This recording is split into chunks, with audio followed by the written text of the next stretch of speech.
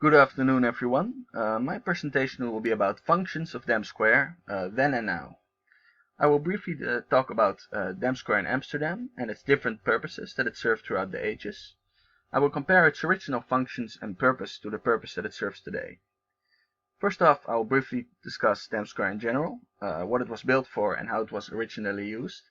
And then I will focus on a few specific architectural objects on or near Dam Square and discuss their purposes, and use this to analyze how the functions of Dam Square have changed over the years. I'll take a minute to generally discuss Dam Square and its history. The first purpose Dam Square ever served was to be, well, a dam, as the name implies, of course. It was built somewhere in the 13th century. We don't exactly know when, but probably the late 13th century. And it was built to serve as a dam in the river the Amstel, which of course, as many of you know, is where the name Amsterdam comes from. This dam also served as the first bridge, or connection point, between settlements on both sides of the river, and as these settlements came together and eventually formed the city, Dam Square was expanded and became the city center. Eventually, Dam Square became not only the physical, but also the symbolic city center, as the original city hall was built there, on the spot where the modern-day Royal Palace stands. Several other prominent buildings arose here as well, including the New Church, which I will discuss in further detail later on. Besides this, Dam Square also became known as the center of trade in Amsterdam, which it was for a long time. There were several big markets which sold fish, exotic fruits, etc. And the reason, of course, that it was such a practical place for a market was that it was surrounded by water. Ships could dock close by at Damrak and directly unload their cargo, which could go straight to the marketplace. Of course, nowadays there isn't as much water surrounding Dam Square, because a lot of it has been drained, including Damrak. Aside from the marketplace, the Beurs van Hendrik de Keyser was also built near Dam Square in the early 17th century, and this was the first ever stock exchange in Amsterdam. It was located at Rokin, which also used to be a bigger body of water than it is today. The influence of this stock exchange also inspired the creation of several big banks surrounding it, which further helped cement Dam Square as the economic center of Amsterdam, and arguably even the economic center of the Netherlands in general. So, when did this change? Nowadays, Dam Square mostly seems to be important due to its historical and monumental value. What caused this change, and how do the functions that Dam Square serves nowadays compare to the original functions? Well, to analyze this, I will discuss with you 3 different architectural monuments, which nowadays are synonymous with the Dam Square itself. I will start off with the most famous building on Dam Square, and the building that almost dominates the square in an architectural sense, which is of course the Royal Palace. As I previously mentioned, the original City Hall was built on the spot where the palace stands nowadays. This city hall was constructed in the 14th century, around the time when Amsterdam started changing from a village into a real city. As you can see on the right, there's a painting of the old city hall, and this one was a lot smaller than the palace that stands there today. In 1652, the old city hall was destroyed in a fire, and construction of the royal palace started. Of course, it wasn't constructed to be a palace, but simply to be the new city hall. The designs for this new city hall were very ambitious, not to mention expensive. This was right in the middle of the Gouden Eeuw, the Golden Century, which was a time in which Amsterdam's wealth was at an all-time high, at a peak, so to say. And this city hall would serve as a sort of reflection of that. It would cost 8.5 million gulden, and gulden used to be the old Dutch currency, which was a huge amount of money at the time. And when finished, it would be the biggest non-religious building in the world, which is of course quite an accomplishment. The new city hall was officially opened in 1655, but would not stay a city hall for all too long. In 1808, the building was gifted to King Lodewijk Napoleon, who was Napoleon Bonaparte's younger brother, and the King of the Netherlands at the time. A couple of years later, when Willem I became King of the Netherlands, he wanted to give the building back to the city and reinstate it as a city hall. However, the city council rejected this at the time, as they thought cost of maintenance would be too high for them. They also liked the symbolic meaning of having the king's palace be located in the center of the city, very close to the people, and so the building stayed the royal palace, which it still is today. However, In the present day, the palace seems to have lost most of its functional importance. It's rarely used by the royal family of the Netherlands, except for ceremonies or visits from important world leaders. And during most of the year, the palace is open for visitors and serves as a monumental purpose. There are often, for example, exhibitions held there. When Queen Beatrix, the former monarch of the Netherlands, proposed to temporarily make the palace her main workplace, while her original workplace in The Hague was under construction, the city council was heavily against this. They had several different reasons to take this stance, but apparently one of the main reasons was that it would hinder the traffic around Dam Square, if the Queen had to travel to and from the palace every day.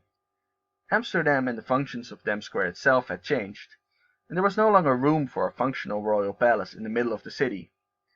Just looking at the history of this building, we can see how Dam Square has lost most of its importance over the years, at least in terms of being the center of government of the Netherlands and Amsterdam.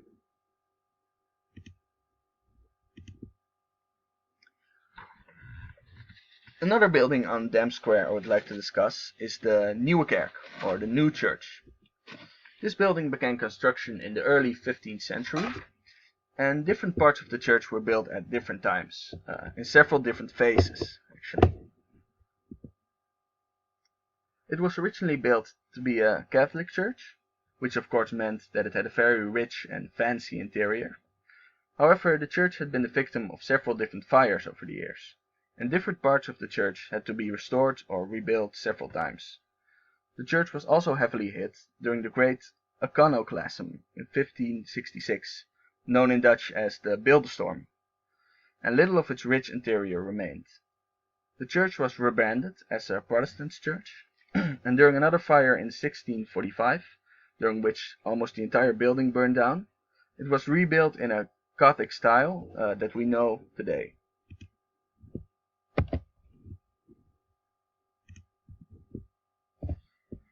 Much like the royal palace, the new church no longer serves its original purpose.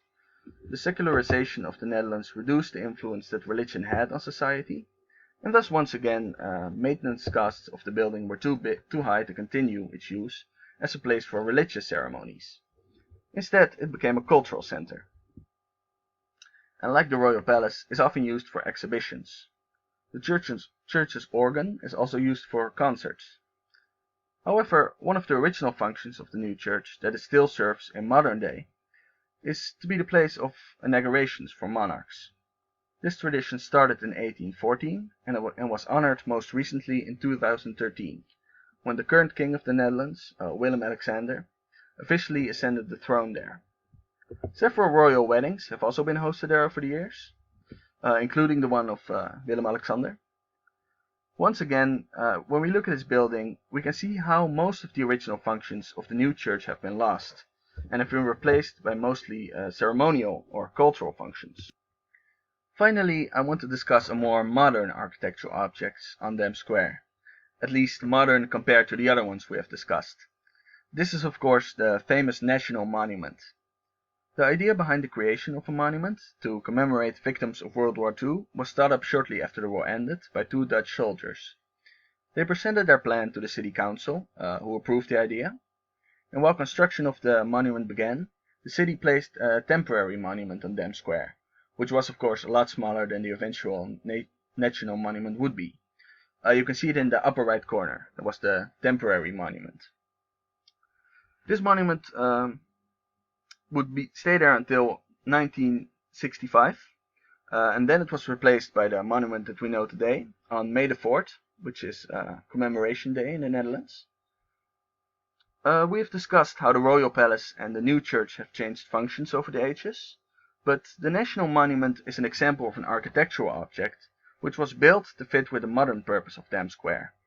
It is an object of ceremonial importance, because of course the ceremony that is held there every year on May the 4th, and therefore the monument still serves its original function, and probably always will.